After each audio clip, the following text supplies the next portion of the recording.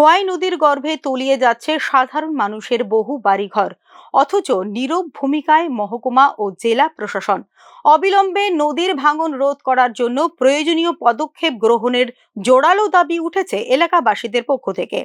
খোয়াই নদীর ভাঙন নিয়ে ব্যাপক আতঙ্কিত খোয়াই আরডি ব্লকের অন্তর্গত পশ্চিম গনকি গ্রাম পঞ্চায়েতের ৩ নম্বর ওয়ার্ডের প্রায় ১.৫ শতাধিক পরিবার। খোয়াই নদীতে ওয়াটার ট্রিটমেন্ট প্ল্যান্টের গভীর নলকূপ বসানোর পর থেকে খোয়াই নদীর জলের গতিবেগ ডান দিকে মোড় নিতে শুরু করে।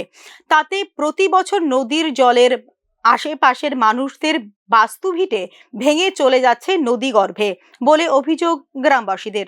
নদী বাড়িটা ভাঙ্গা লইয়া গেল, আমরা কেমনে থাকবো? ভাড়া প্রতিবাসী লইয়া ফুলাবান লইয়া থাকতইব। এটা যেমনে নেওয়া এমনি ঠিক করে দিবেন। আমরা অতি সত্তর এই জায়গাটা চাই। জলের ট্যাঙ্কিত বাড়ি খাইয়া জায়গাটি ভাঙে, আমরা ফুলাবান লইয়া কই যাইমু? এটা কি নদী? খোয়াই নদী। কবে ভাঙছে এটা?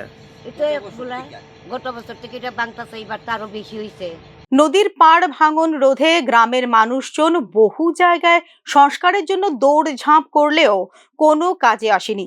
স্থানীয় পশ্চিম গনকি পঞ্চায়েতের কাছেও গিয়েছিল গ্রামের মানুষজন সমস্যা সমাধানের লক্ষ্যে, কিন্তু এই পঞ্চায়েতে এখনো জনপ্রতিনিধিদের শপথ গ্রহণ অনুষ্ঠান হয়নি। নেই এই গ্রাম পঞ্চায়েতের প্রধান এবং উপপ্রধান। অভিযোগ গ্রামবাসীদের।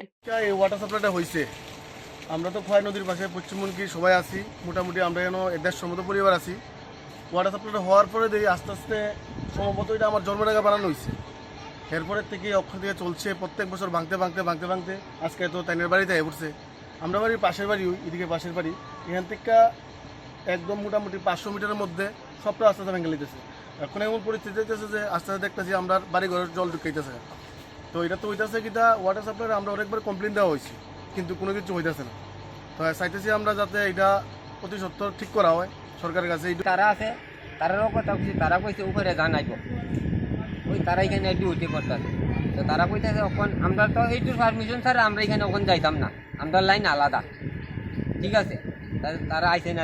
কি কারণে এটা ভাঙতেছে? ভাঙতেছে এটা ট্যাঙ্কিটার কারণে। কিরকম? ট্যাঙ্কিটা এইটা ট্যাঙ্কিটার মধ্যে জলটা বাড়ি খাইয়া কোনাকুনি আমি এখানে মারে।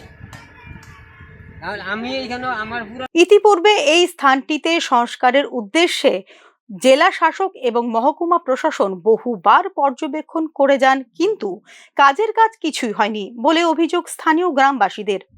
অবিলম্বে এই নদীর ভাঙন রোধ করতে প্রশাসন প্রয়োজনীয় ব্যবস্থা গ্রহণ করুন, এই দাবি এলাকার স্থানীয় বাসিন্দাদের।